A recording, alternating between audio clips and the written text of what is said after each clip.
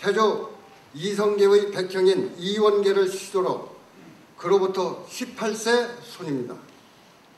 열사가 3살 나던 해 부모가 작고하였으므로 일성은 어린 시절을 조명섭과 숙부 병아에게서 자랐습니다. 처음에 지은 이름은 성재, 그 후 향시를 보게 되었을 때 이름을 준재, 자를 순칠로 고쳤다가 나중에 준우로 개명하였습니다. 준은 빛남과 영둔하다는 뜻이며 그의 아호도 해사, 청로, 해옥으로 했다가 나중에 일성으로 고쳤습니다. 일성 이준은 17세 때 큰 뜻을 품고 고향을 떠나 상경하여 대원군을 만나게 되었고, 이때 대원군은 일성의 인물됨에 탐복하여 일성을 김병시 대감에게 천거하였습니다. 김대감도 역시 이준의 영준한 탁견을 높이사 자신의 사제에서 수학토록 추선하여 늘 그를 가까이 두고 호를 해옥이라 지어주기도 했습니다. 이준은 이곳에서 당대의 석학 정객들과 광범하게 교의하면서 국가의 장래를 걱정하며 경륜을 넓혔습니다. 29세 때 유경사업의 뜻을 두고 북청 향리로 돌아와 초시에 합격하고 그 이듬해 고종 25년 30세 때 2000평의 사제 토지를 회사하여 경학원을 세우고 영계 양성에 심혈을 기울였습니다. 경학원은 뒤에 북청 농립공립농업학교로 발전했습니다. 1894년 일성은 함흥에 있는 태조 이성계의 조모 경순왕의 능인 순능의 참봉직을 받아 봉직하였습니다. 1895년 4월 청일전쟁이 일본의 승리로 끝나면서 우리나라는 청국과의 관계에서 벗어나 마침내 대한 자주 독립의 주권을 갖게 되었습니다. 이준 선생은 순능 참봉직을 그만두고 상경하여 1895년 우리나라에서 처음 창립된 법관 양성소를 졸업하고 1896년 한성재판소 검사부가 되었으나 부패한 관리들과의 마찰을 빚어 모함을 받게 되어 출사한 지 33일 만에 면관되었습니다. 미관 말직에 앉아서는 도저히 이 나라의 정치 풍토를 바로잡을 수 없다는 것을 통감한 선생은 당시 개화된 신사주로 부르던 서재필, 박영효, 이상재 등과 함께 민권운동을 일으키는 데 앞장섰습니다. 1896년 서재필, 이승만, 이상재 등과 함께 독립협회를 창립하고 초대 평의장으로 취임하여 눈부신 활동을 전개하는 한편 서재필, 이승만과 함께 독립신문을 발간하여 민족의식을 구취하면서 가두 연설을 통하여 국민 계몽에 앞장섰습니다. 그러나 당시의 국내 정세는 노일 간의 세력 다툼으로 시국이 난마와 같이 어지러웠던 가운데 아관 파천으로 실권을 잡은 친노파 내각의 탄압을 피하여 장박 등과 함께 일본으로 건너가 와세다 대학 법과에 입학하였습니다. 1898년 40세인 이준은 와세다 대학 법과를 졸업하고 즉시 귀국하여 독립협회에 다시 가담하여 활동하기 시작하면서 이를 만민공동회를 개편하고 배일 저항 운동을 적극적으로 추진해 나갔습니다. 1902년 민영환, 이상재, 이용인, 이동희 등과 함께 비밀결사 개혁당을 조직하여 일본의 침략 야욕을 폭로하면서 항일투쟁을 계속하였습니다. 1904년 일본이 우리나라의 황무지 개간권을 얻으려 하자 대한보안회를 조직하여 이를 막기 위한 민중운동을 전개하였고 친일 매국 집단인 일진회의 집요한 방해 공작에 맞서 공진회를 조직하여 그 회장직을 맡아 친일파 대신들이 일삼는 가혹한 징세와 재물 약취 등의 비리를 서슴없이 탄핵하였습니다. 이러한 일련의 항일투쟁 과정에서 간신들이 모험에 빠져 검거된 뒤 일방적인 재판으로 3년의 형을 받고 황조의 고도에 감금되었습니다. 1905년 민영환, 이용익 등의 주선으로 형제에서 석방된 선생은 헌정연구회를 조직하여 다시 항일 국민운동을 추진해 나갔습니다. 1906년에는 나라의 장래를 마련하기 위해서는 동량의 양성만이 급선무임을 절감하여 국민교육회를 조직하고 보광학교를 세웠습니다. 그리고 같은 해 평리원 검사와 특별법원 검사로 임명되었습니다. 1907년 국채보상운동에 가담하여 국채보상연합회의소 초대소장으로 취임하여 일본에서 가져온 차관을 상환하기 위한 거국적인 모금운동을 벌였으나 일진회의 집요한 방해 공작으로 뜻을 이루지 못했습니다.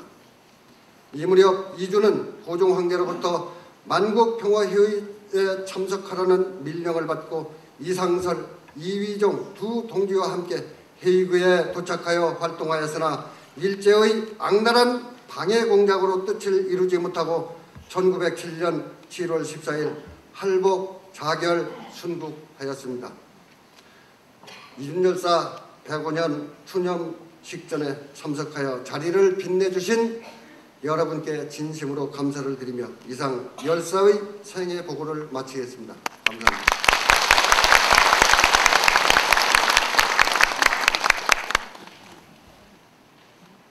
다음에는 정부를 대표해서 서울지방보훈청 최완근 청장의 추념사가 있겠습니다.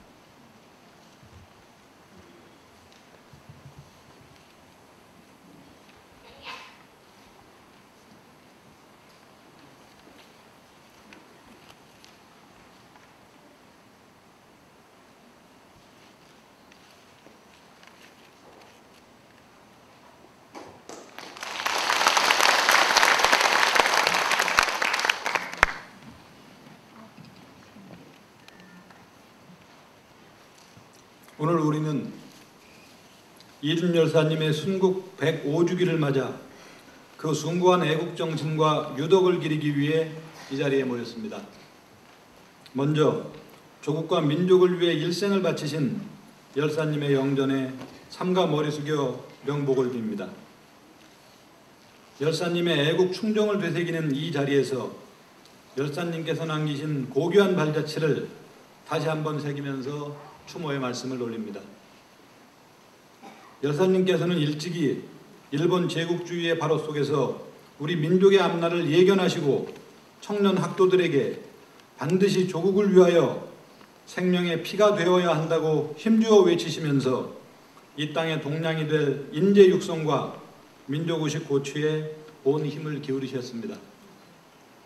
일제가 제국주의적 침략 야욕을 더욱 노골화하며 강제로 을사늑약을 체결하자 죽음을 무릅쓰고 항일 상소운동을 전개하고 언론을 통해 일제의 침략 만행을 전 세계에 폭로하셨습니다.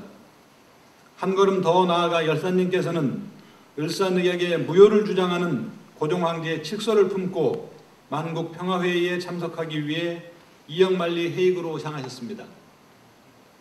국제 여론에 일제의 만행과 늑약의 무효를 호소하셨고 끝내 뜻을 이루지는 못하셨지만 장렬한 죽음을 통해 세계 만방에 대한의 자주독립 의지를 확고히 심어주셨습니다. 이처럼 최후의 순간까지 기울어가던 민족의 정기를 바로 세우신 열사님의 우국 충정은 우리 민족사에 영원히 빛날 것입니다.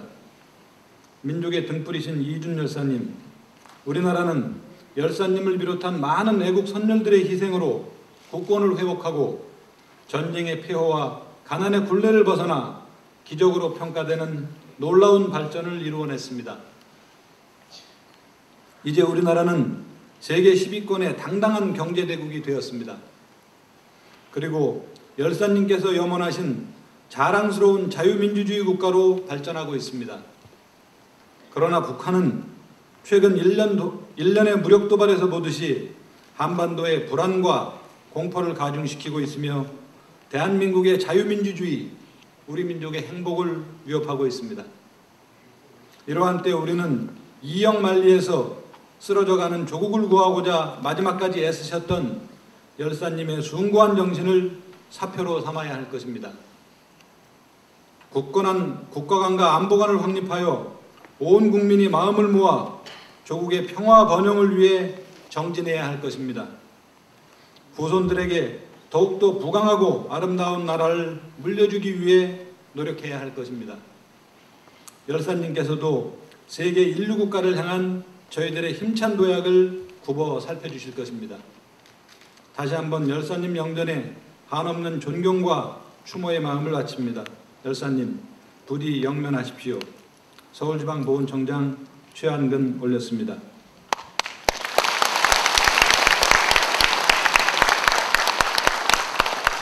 다음은 폴 맥펠드 주한 네덜란드 대사의 추념사가 있을 예정이었습니다만 급한 출장 관계로 유인물로 대신하기로 하겠습니다. 다음은 이준 열사가 남기신 주옥 같은 말씀과 다시는 돌아오지 못할 각오가 묻어나오는 신지에 넘겨진 시참에 대해 본회 손성기 임원이 낭독해 올리겠습니다.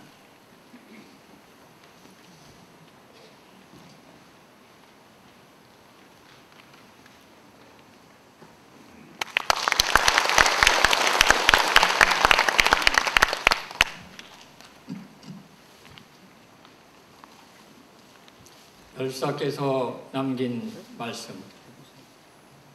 땅이 크고 사람이 많아도 큰 나라가 아니고, 땅이 작고 사람이 적어도 위대한 인물이 많은 나라가 위대한 나라가 되며, 위대한 인물은 반드시 조국의 생명의 피가 되어야 한다. 인생이 죽는다는 것은 무엇이며 산다는 것은 무엇이냐? 죽어도 죽지 아니함이 있고 살아도 살지 아니함이 있나니, 그릇 살면 차라리 죽음만도 못하고 제대로 죽으면 오히려 영생하느니, 살고 죽는 게 모두 자기에게 달려있다면 모름지기 죽고 삶을 힘쓰라. 사람이 자신 있는 마음은 1000만 개의 대포보다 강한 것이다. 자신 있는 마음은 위대한 인물이 되는 일대 조건이라 하겠다. 만자부절하는 자주 독립심은 1000만의 강병으로도 깨칠 수 없는 것이다. 그리고 억만세 억만인에게 큰 힘과 빛을 주는 것이다. 천하의 제일 위험한 것은 무식이요, 천하의 제일 위험한 것은 불악이다. 국가는 한 사람의 국가가 아니요 전 민족의 국가이다. 천하는 한 사람의 천하가 아니요 천하 사람의 천하이다. 가고 나면 억만이라도 달하고야 말 것이요, 하고 나면 1000만 살아도 통하고야 마는 것이다. 옛사람도 각오하고 지금 사람도 각오하고 후세 사람도 각오하면 못 갈 일이 없고 못할 일이 없는 것이다. 가정을 번영케 하는 것은 자손에게 있고 국가를 융성케 하는 것은 청년에게 있는데, 자손에게 교육의 길을 열어주지 아니하고 가정의 번영을 바란다거나 청년에게 교육의 길을 열어주지 아니하고 국가의 융성을 바란다 하면 이는 절대로 이룰 수 없는 바람이라 아니할 수 없다. 흩어지면 약하여 망하고 합하면 강하여 흥하는 법이며, 나라를 다스리면은 민정을 순하게 하고 상공을 개발하고 후생을 가르칠 것이며, 대중이 한 가지 생업으로 들어오면 가난을 물리치고 나라를 위하여 사방이 평안할 것이다. 헤이그 밀사로 갔다 뜻을 이루지 못하고 죽음을 택하게 되면 어느 누가 청산에 와서 술잔 부어놓고 울어주려냐. 바람 눈소리 언자리에 내가 죽은 뒤에 누구나 장차 좋은 술 가져다가 청산에서 울어주려나.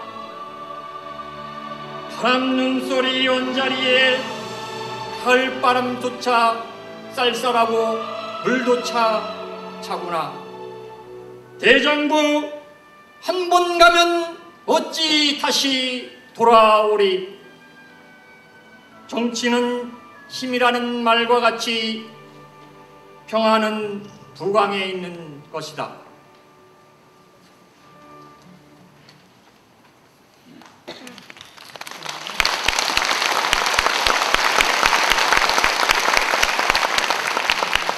다음은 이번에 시행한 전국 글쓰기 대회에서 일반부 운문 최우수상을 수상한 엄순영 선생님의 시 피로 씻은